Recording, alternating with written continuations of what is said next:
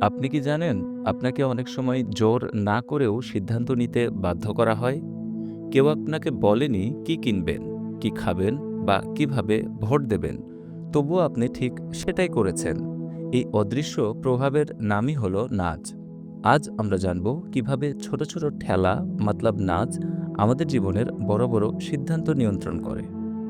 এ বইটি লিখেছেন university of শিকাগোর নোবেলজয়ী অর্থনীতিবিদ রিচার্ড এইচ থেলার এবং হার্ভার্ড ল স্কুলের অধ্যাপক ক্যাস রবার্ট সানস্টেইন। বইটি প্রথম প্রকাশিত হয় ২০০৮ সালে। ২০২১ সালে বইটির একটি সংশোধিত সংস্করণ প্রকাশিত হয়, যার উপশিরোনাম ছিল দ্য ফাইনাল এডিশন। লেখক দেখিয়েছেন মানুষ সবসময় যুক্তিবাদী নয়। আমরা প্রায়ই সিদ্ধান্ত নেই অভ্যাস, পরিবেশ আর অলসতার উপর ভিত্তি করে। নাচ মূলত একটি গুরুত্বপূর্ণ ননফিকশন বই, যা মনোবিজ্ঞান ও আচরণগত অর্থনীতির মতলব সাইকোলজি অ্যান্ড বিহেভিয়ারাল ইকোনমিক্সের গবেষণার উপর ভিত্তি করে মানুষের সিদ্ধান্ত গ্রহণ প্রক্রিয়াকে ব্যাখ্যা করে। বইটির মূল উদ্দেশ্য হল মানুষ কিভাবে স্বাস্থ্য, সম্পদ ও সুখ সংক্রান্ত সিদ্ধান্ত নেয় এবং সেই সিদ্ধান্তগুলো কিভাবে আরও ভালোভাবে প্রভাবিত করা যায়, জোর না করে, অর্থাৎ এফোর্টলেস সাকসেস অ্যাচিভ করা।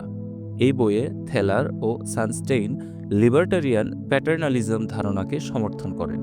এর অর্থ হল ব্যক্তির স্বাধীনতা অক্ষুণ্ণ রেখে এমন পরিবেশ বা কাঠামো তৈরি করা যাতে মানুষ স্বাভাবিকভাবেই তুলনামূলক ভালো সিদ্ধান্তের দিকে ঝুঁকে পড়ে। এখান থেকে আসে বইটির সবচেয়ে পরিচিত ধারণা, নাজ থিওরি। নাজ কি? লেখকদের মতে নাজ হলো একটি চয়েস আর্কিটেকচার, মতলব সিদ্ধান্ত নেওয়ার পরিবেশ। যেমন কোনো স্কুলে স্বাস্থ্যকর খাবার চোখের সামনে রাখলে মানুষ স্বাভাবিকভাবেই সেগুলো বেছে নেয়। এখানে কাউকে বাধ্য করা হয় না, শুধু সিদ্ধান্তের পরিবেশ বদলানো হয়।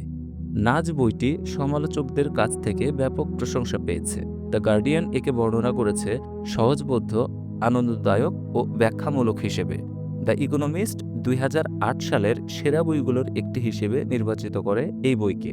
নাজ আধুনিক নীতি নির্ধারক, পাবলিক পলিসি, অর্থনীতি এবং বিহেভিয়ারাল সায়েন্স মতলব আচরণগত বিজ্ঞানকে জনপ্রিয় করতে বড় ভূমিকা রেখেছে এবং আজও বিশ্বজুড়ে সরকার ও প্রতিষ্ঠানগুলোর সিদ্ধান্ত সার্কুলেশন করতে প্রভাব ফেলছে। প্রশ্ন হলো, যদি মানুষ স্বাভাবিকভাবেই ভুল সিদ্ধান্ত নেয়, তাহলে ভালো সিদ্ধান্তের দিকে হালকা ঠেলা দিলে কেমন হয়? জোর করে নয়, শাস্তি দিয়ে নয়, বরং বুদ্ধি করে, পরিবেশ সাজিয়ে। এটাই নাচ থিওরি। এমন একটা ব্যবস্থা যা মানুষের সিদ্ধান্ত বদলায় কিন্তু স্বাধীনতা কেড়ে নেয় না। উদাহরণস্বরূপ আমরা বলতে পারি, ক্যান্টিনে চকলেট নিচে থাকে আর ফল সামনে রাখা থাকে। কেউ বলেনি ফল খাও, তবুও মানুষ ফলই বেশি নেয়। এটাই নাচ। Humans are not rational. মানুষ কেন ভুল সিদ্ধান্ত নেয়? কারণ আমরা বোকা নই, আমরা অলস। আমাদের মস্তিষ্ক শক্তি বাঁচাতে চায়, যা সহজ সেদিকেই হাত বাড়ায়। ফোনে যেটা আগে থেকে অন থাকে, ৯০% মানুষ সেটা বদলায় না। এটা কোনো থিওরি না, বাস্তব জীবন, বাস্তব আচরণ। এখানেই সত্যটা ধরা পড়ে। থেলার বলেন, if you want people to do something, make it easy. তুমি যদি কাউকে দিয়ে কিছু করাতে চাও, তাহলে অবশ্যই সেই কাজকে সহজ করো। মানুষ যুক্তি দিয়ে বাঁচে না, মানুষ বাঁচে শর্টকাট দিয়ে।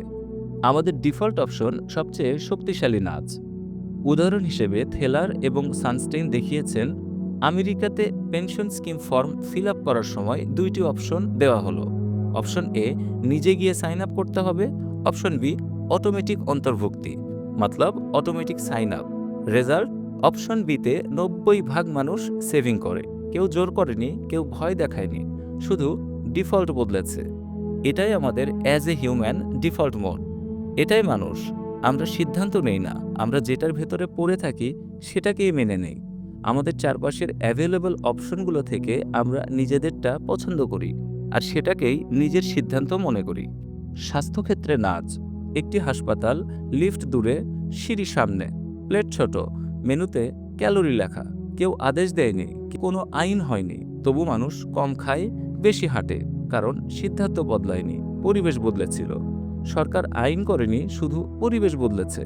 আজ থেকে নিজেকে প্রশ্ন করুন, কোন ডিফল্ট আমাকে চালাচ্ছে, কোন পরিবেশ আমাকে ঠেলা দিচ্ছে? কারণ যে নাচ বোঝে সে আর অন্ধভাবে চালিত হয় না। চয়েস আর্কিটেকচার কি? একটা ঘর, একটা টেবিল, ৩টি অপশন, চিপ, মিডিয়াম, এক্সপেন্সিভ। কেউ বলছে না এটাই নাও, তবু বেশিরভাগ মানুষ মিডিয়াম নিচ্ছে। মানে মাঝেরটা মানুষ সবচেয়ে বেশি নেয়, কারণ মানুষ এক্সট্রিমে যেতে ভয় পায়।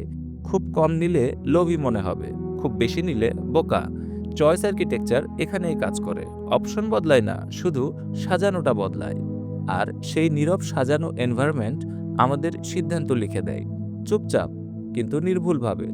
যেভাবে অপশনগুলো সাজানো হয় সেটাই মানুষের সিদ্ধান্ত বদলায়। নাজ ইন ডেইলি লাইফ।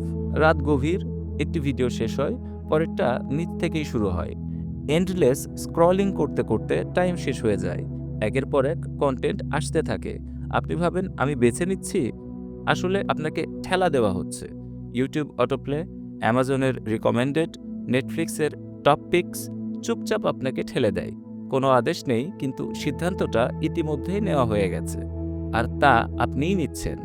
লেখক এথিক্যাল কোশ্চেন করেছেন, এটা কি ম্যানিপুলেশন? না, একে বলে লিবার্টারিয়ান প্যাটার্নালিজম। স্বাধীনতাও থাকবে, ভালোটাও উৎসাহিত হবে। এথিক্যাল কোশ্চেন তবুও এসেই যায়, এটা কি আসলে ম্যানিপুলেশন? থেলার থামিয়ে বলেন না, যদি নৈতিক হয়। থেলার বলেন নাজ অবশ্যই এথিক্যাল হতে হবে। অপশন খোলা থাকবে, বের হওয়ার দরজা স্পষ্ট থাকবে, কিছুই লুকানো নয়। এই দর্শনের নামই লিবার্টারিয়ান প্যাটার্নালিজম। স্বাধীনতাও থাকবে, কিন্তু ভালোর দিকে একটা নীরব ইশারা। আপনার ইচ্ছামতো অপশন পছন্দ করতে পারবেন, আবার এক্সিটও করতে পারবেন। সরকার কিভাবে নাজ ব্যবহার করে? সরকার সবসময় আইন দিয়ে কথা বলে না, কখনো কথা বলে নীরবে। যেমন একটা ট্যাক্স রিমাইন্ডার এসএমএস দেয়া হয়, আর সময়মতো মানুষ ট্যাক্স রিটার্ন দিয়ে দেয়। ইলেকট্রিসিটি বিলের নেইবার কম্প্যারিজন, মানুষ হঠাৎ বিদ্যুৎ কম খরচ করে।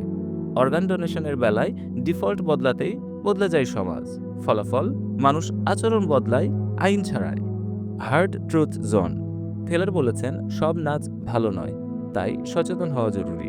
নাচ ভুল হাতে গেলে অ্যাডিকশন জন্ম নেয়, ওভার কনজাম্পশন বাড়ে, রাজনীতি ঢুকে পড়ে মানুষের মাথায়, পলিটিক্যাল ম্যানিপুলেশন হবার চান্স থাকে। তাই নাচ জানো, বোঝো, না হলে তুমি চালক নও, তুমি চালিত। You are not the driver, you are driven.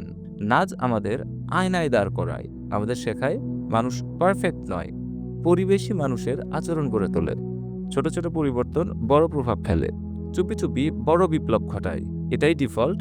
একটা রিমাইন্ডার, একটা সামান্য ফ্রিকশন জীবনের দিক ঘুরিয়ে দিতে পারে। এবং হ্যাঁ, আপনি চাইলে নিজের জীবনেও নাজ ডিজাইন করতে পারেন। তাহলে থেলার এবং সানস্টেইনের বইটি আজকে পড়ে ফেলুন। আজ থেকে নিজেকে প্রশ্ন করুন, কোন ডিফল্ট আমাকে চালাচ্ছে, কোন পরিবেশ আমাকে ঠেলে দিচ্ছে। কারণ যে নাচ বোঝে সে আর অন্ধভাবে পরিচালিত হয় না, সে আর সহজে ম্যানিপুলেটেড হয় না। এই ভিডিও যদি আপনার চোখ খুলে দেয়, লাইক করুন, সাবস্ক্রাইব করুন, আর কমেন্টে লিখুন আমি এখন বুঝতে পারি কে আমাকে ঠেলা দিচ্ছে।